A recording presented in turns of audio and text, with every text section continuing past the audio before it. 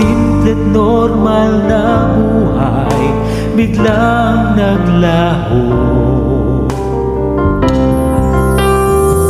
Sunod-sunod na suliranin sa gitna ng pandemya,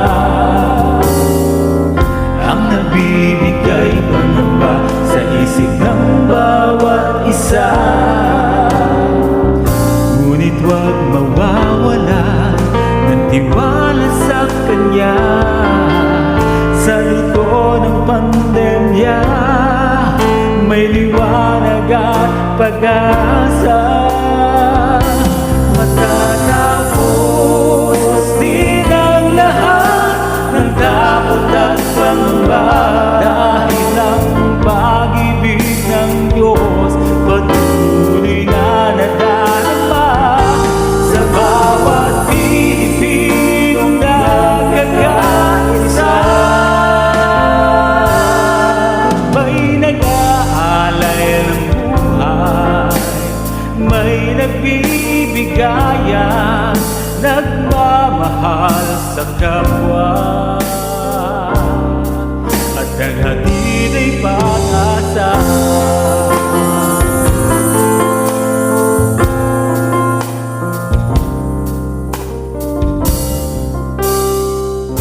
Sa hindi inaasahang pagkakataon,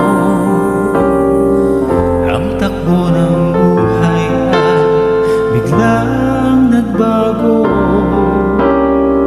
Nang dahil sa pandemya, hinaharap ng tao sa mundo, ang simple at normal na buhay biglang naglaho.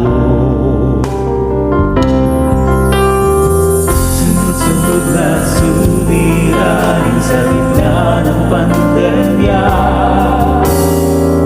ang nabibigay pangamba sa isip ng bawat isa.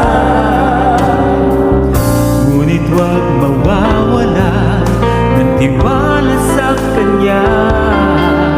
Sa liko ng pandemya, may liwanag at pag-asa.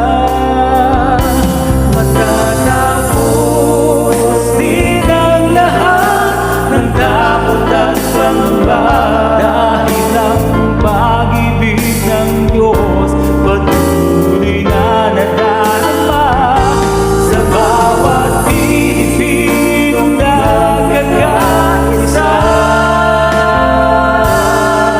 May nag-aalay ng buhay, may nagbibigayan, nagmamahal sa kapwa,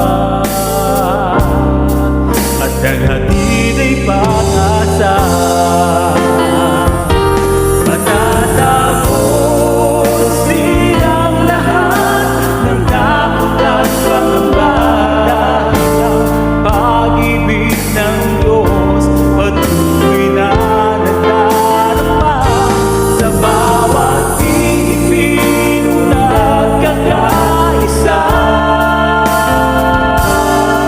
May nag-aalay ng buhay, may nagbibigayan, nagmamahal sa kapwa,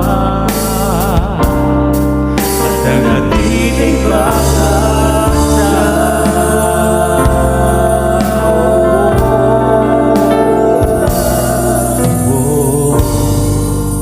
Ang hatid ay pag-asa.